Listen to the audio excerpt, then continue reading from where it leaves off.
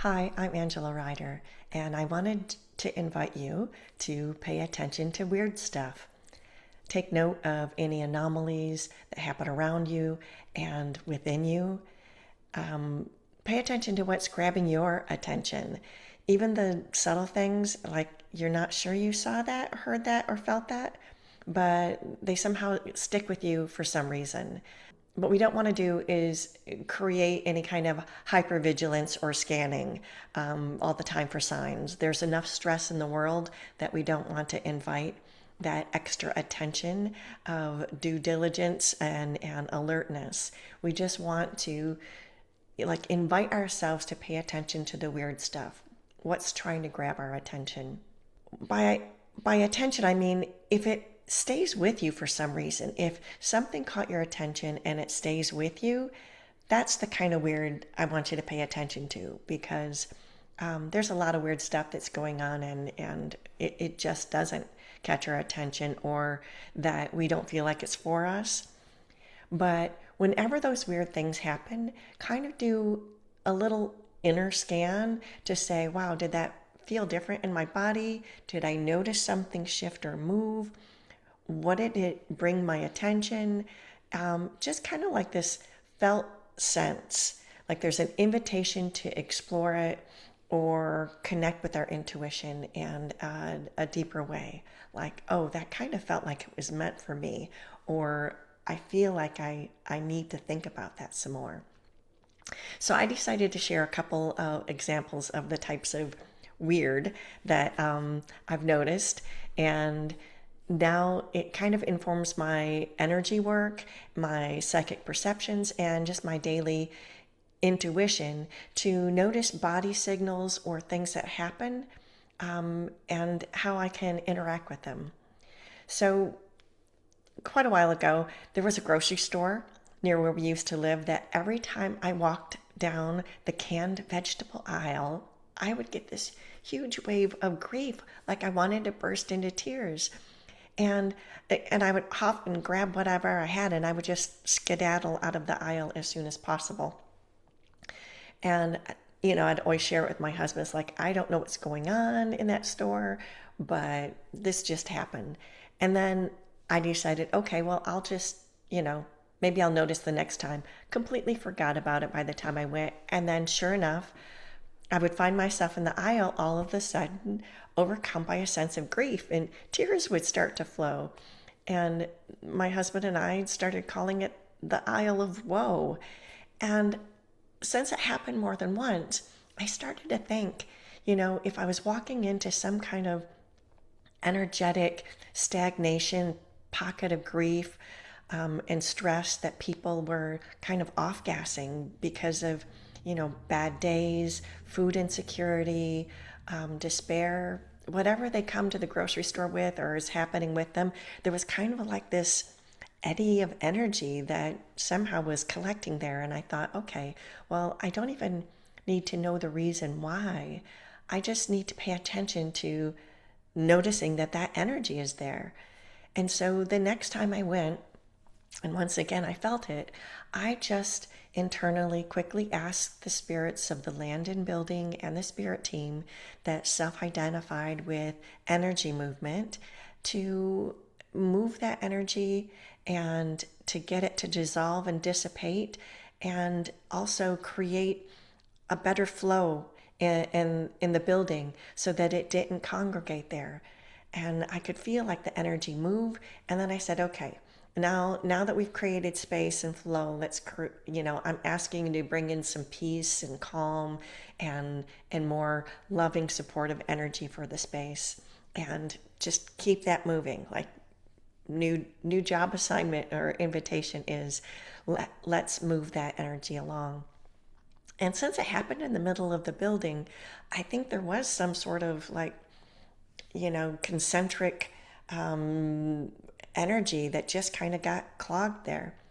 So I started noticing when I was walking in neighborhoods or when I was in buildings or around other people that I'd be feeling fine and all of a sudden I'd feel like, oh, that sense. So that experience in the grocery store kind of informed me how energetically you know, people who are very sensitive to energies and emotions, noticed how, oh, this happens all the time.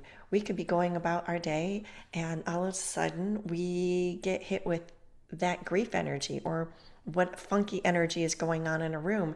And then it gave me, it's like, well, I have the agency that I can always call on the spirit team to help transform that room and or that space, or at least the space within me, to allow it to pass through. And then I can offer up my love to the space and ask the team to also infuse the space with love and peace for the benefit of all. So sensing those kind of grief things, it made me say, oh, this might be just an invitation for me to understand in my daily life that not all grief is mine, and that I do have some agency to ask the spirit team to help. So you don't get anything wrong here. It's not our job to hoover up all the funk in the world, but if we do walk in to those spaces, we can help shift and not contribute more dis-ease and sadness by allowing that to pass through and asking for the space to be infused with energy that's more supportive. And so now I want to share a really weird sensation that sometimes happens to me, not only in client sessions, but first happened when I was channeling for myself. So about 10 years ago, I started channeling weird stuff about off-planet activities and communications. And I wasn't looking to do this, but I was working with my spirit team to become a clear channel. And this stuff just started coming through from the teacher guides. It was more of, we want to share this with you just so you know. And as an aside, it also coincided with a run-in with some time travelers I had, so it's a bit more complicated, but that's for a different video. So I'm just going to keep this part simple. So I'd be channeling written guidance from my regular spirit team members, and then I'd start to feel the energy shift in the room and sense like new beings were present in the channel. And I still felt my regular spirit team members there, and I didn't feel like there was a breach to the channel, but it was like, oh, these have a distinct different feel, sort of buzzy, like a high-pitched frequency but that wasn't the weirdest part. And I don't usually ask who I'm speaking with. I just get the sense, oh, these are teacher guides. But so it was my channeling session for myself. So I asked, who is this? Which isn't something I would do. And then I had a very strong metallic taste in my mouth. And the channel said, we are Syrians. Or that was the English translation. And despite my familiarity 10 years ago working with the spirit team, which I knew were a collective of guides and teachers and healers and angels and other light beings, I was used to communicating in the channel, but I had no idea what that meant when they said, we are Syrians. And so I had no knowledge of light beings or Googled anything like that before. And I asked, like, from the country Syria? And they said, no, the star system Sirius. And then that led to a lot of weird to me at the time conversations.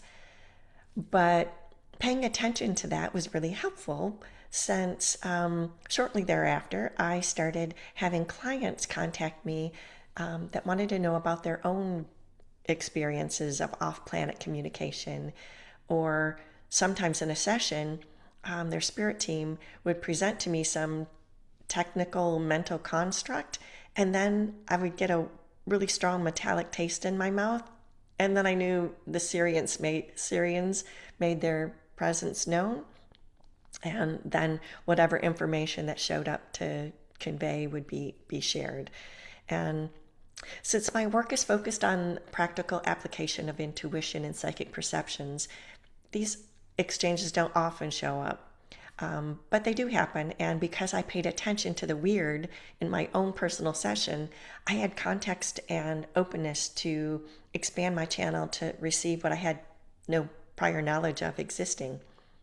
I mean, I realize that synesthesia may play a role in the way my brain is wired, but that metal taste only appears with beings from Sirius present in the channel. So, we don't have to make meaning out of everything that's weird, but sometimes weird things happen which are meant to get our attention so we can pause and notice that inner guidance and the invitation to discover something we didn't notice before and prepares us for something new.